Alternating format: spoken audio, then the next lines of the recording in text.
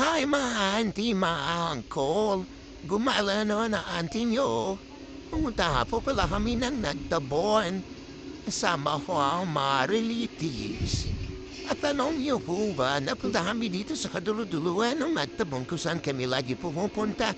Kasi nga po maganda po dito sa lodulo at duluduluan ng nagtabon. Kasi nga po, sa dulo po nito meron po ito siyang ilog. Kaya pwede po yung mga anak ko natin. At saka napakaganda ng area po dito, meron tayong masiluhan. Kaya sa mga nais mong pumunta ng Nagtabon, try niyo pong pumunta dito. At saka magdala na rin kayo ng duyan. Kami nga nakalimutan namin magdala ng duyan. Sayang. Pero free lang, sulit naman ang pampunta namin. Kaya sa mga nais mong magpunta dito at gusto maligo ng dagat, try niyo po pumunta sa dulo kasi nga po, sa dulo po is meron po dito ilog-ilog. At napakaganda at napakalinis din po. Ang sarap po ng tubig dyan at napakalamig. Ito nga po pala yung anak kong may sakit o, tinaming gagawin niya. May sakit po yan may sugat po yung paa niyan. Kakatapos na magpagamot kahapon. Hindi naman po yung ginagawa, may plano na naman umakit-akyat at kung saan naman.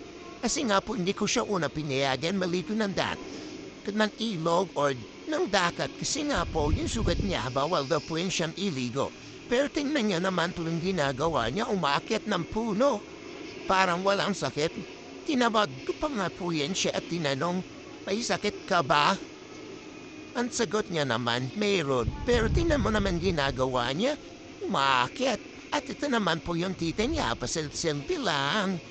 At kasi nga daw po, ang pagkatagal niya pong hindi nakapunta rito sa Nagtabon Swan yun, ginagawa niya, sinusulit niya naman po ang pagpunta dito sa Nagtabon.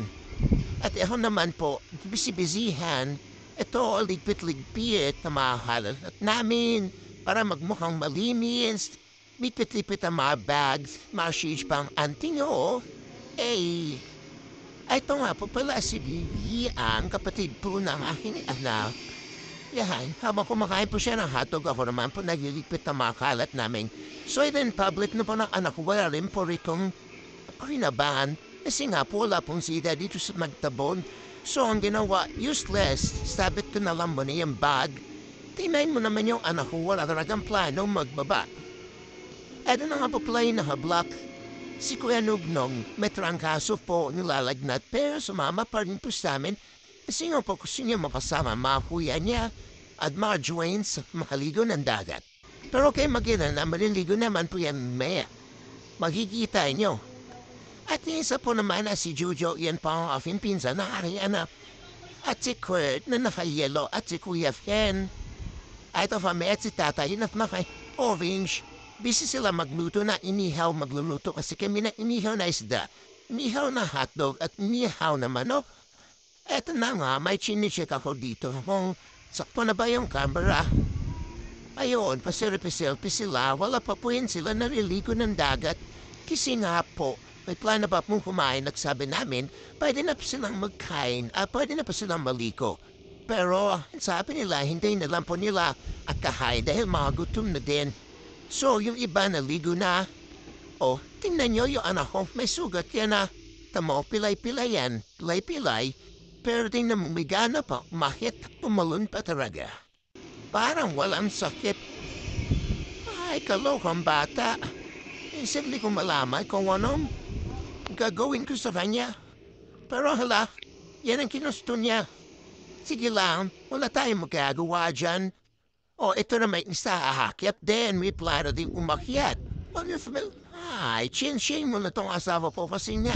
Katapos lang nila magpapoy. Magpapapoy sila dahil nga magluluto kami na inihaw.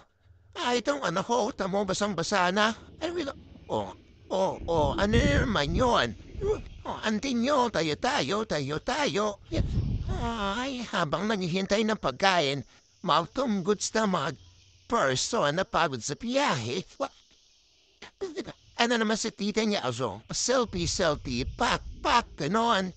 Dahil nuwis na daw ang magpunta ng Nagtabon. Yun na, selfie. Yellow, selfie. Magharaw na ang auntie nyo. Nag-ayos na. At nga kasi nga nag-prepare ako para hotdog, magbalat. hinahanap ko yung kutsilyo saan ko na ilagay. Kasi nga maprepare ako ng hotdog para sa ihawin. Mag-iihaw kasi kami ng hotdog. So, yun na. At hinahanap ko kung anong gagawin ko. Hindi ko na alam kung anong gagawin. Kaya ikot, ikot, ikot, ikot. Ay, pero sige lang. Ikawawa naman po ang aming kwenognog. May lagnat. Pero wag ka sa dul niyan. Nahaligo yan ng dagat.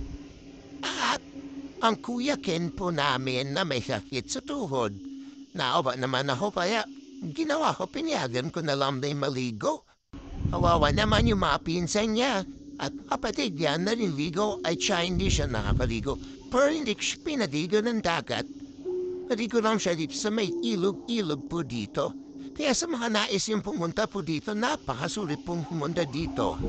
Eto na nga, nagla-live-live naman ang auntie nyo. Kasi nga, inahanap po yung mga bata mo na saan na. Eto, tayo-tayo, nag-aabang namin dito. Kasi nga, mihintayin namin yung iba namin kasama umahapon, dabaw, hindi. Ito yung sa nagluto. Ay, nagpapaapoy pala.